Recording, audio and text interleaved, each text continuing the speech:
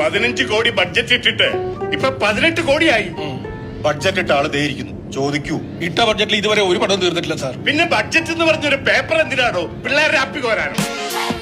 ഇതേപോലെ തന്നെ നിങ്ങളുടെ വീട് പണിയുമ്പോൾ ബഡ്ജറ്റ് നിങ്ങൾ കയ്യിൽ നിന്ന് പോകാതിരിക്കണമെങ്കിൽ നിങ്ങൾ അറിഞ്ഞിരിക്കേണ്ട കുറച്ച് കാര്യങ്ങളുണ്ട്.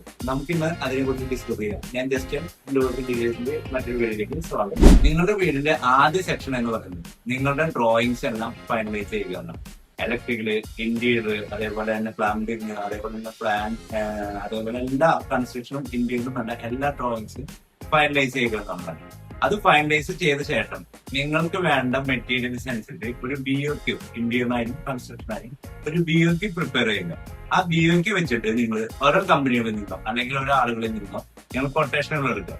അതിനുശേഷം മാത്രം അത് എല്ലാം നോക്കിയതിനു ശേഷം നിങ്ങൾക്ക് ഏറ്റവും ബെറ്റർ റേറ്റ്, ഏറ്റവും നല്ല സർവീസ്, അതേപോലെ ആഫ്റ്റർ സർവീസ്, ഇതെല്ലാം നിങ്ങൾ കമ്പനികളിൽ നിന്ന് നോക്കിയതിനു ശേഷം മാത്രം നിങ്ങൾ ഒരു കമ്പനിയെ ഫൈനലൈസ് ചെയ്യും.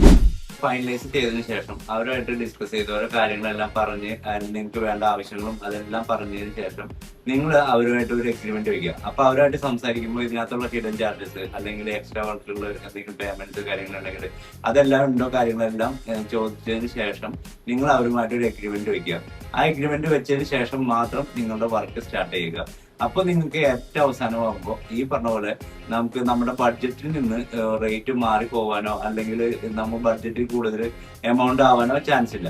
നിങ്ങൾ ഒരു കാര്യം ശ്രദ്ധിക്കുക, നിങ്ങൾ ഡിസൈൻ ചേഞ്ച് ചെയ്യുന്നതനുസരിച്ചോ അല്ലെങ്കിൽ സമയം എടുക്കുന്നതനുസരിച്ചോ നിങ്ങൾ ചിലപ്പോ ചെറിയൊരു എമൗണ്ട് നിങ്ങൾക്ക് വ്യത്യാസം വന്നേക്കാം.